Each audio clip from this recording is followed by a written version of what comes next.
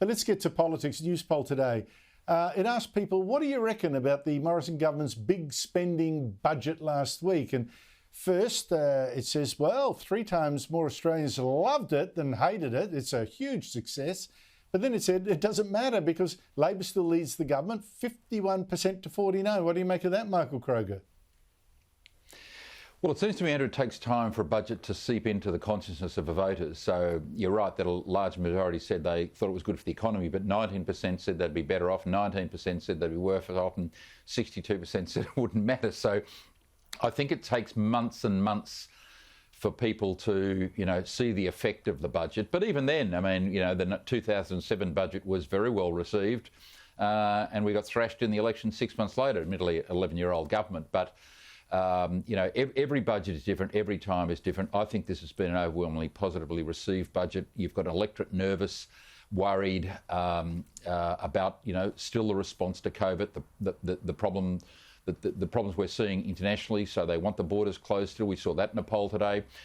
So I think generally in due course, the coalition's vote will increase as people see that it's going to have positive effects on the economy, and that's positive effects for jobs, and that's what people are most concerned about, Andrew.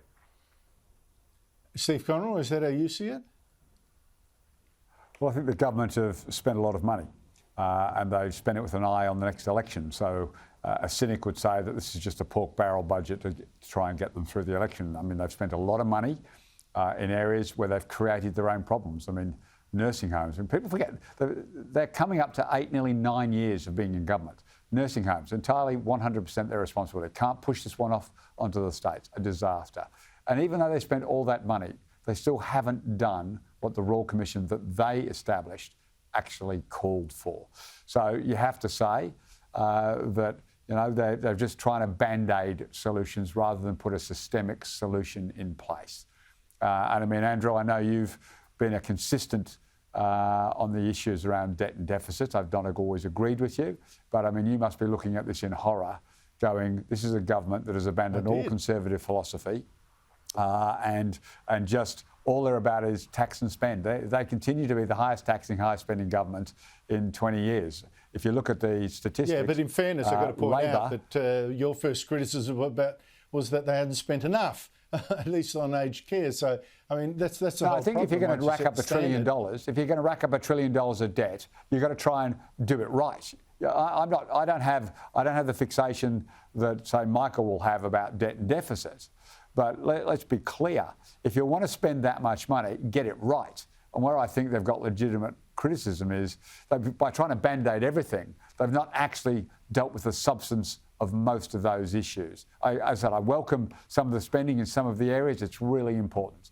But the rest is just band-aids to try and get them through to the next election. And don't forget the $9 billion, that's billion, not million, $1 billion of decisions taken but not yet announced. If anything stinks to high heaven of an early election, it's that one. No, I wonder which party they learned that little trick from, because you guys did much the same. Maybe not $9 billion, but what's $1 billion these days? $1 billion. $1 billion, what the hell? Michael Kroger, the borders, are you a bit disappointed that the Prime Minister doesn't seem to be a little more urgent about opening them? Look, I am, Andrew, because once we've been vaccinated here, Australia's going to be, an even safer place, and a safer place for people to come, and a safer place for Australians to leave from. And I think so much economic damage has been done by this coronavirus that the quicker we try and return to normality, the better. America is opening up, Britain is opening up. They've got widespread vaccinations, as we're getting to here. And I would have hoped that by the end of this year we would have been opening up substantially rather than the middle of next year. But look, on the other hand, the overwhelming majority of people are still concerned. Over 70% of people still think the government's right to open in the middle of next year. People are rightly concerned about the virus. Yeah, but if you don't make the argument, if you tell the public they're right to... Yeah, but if you tell the public they're right to be scared and they're right to want the borders open, and then you pick up the polls and the polls say exactly that, of course. If you don't make the argument, you'll get the same result. Michael Kroger, Steve Conroy, thank you both so much for your time. Thanks, Andrew.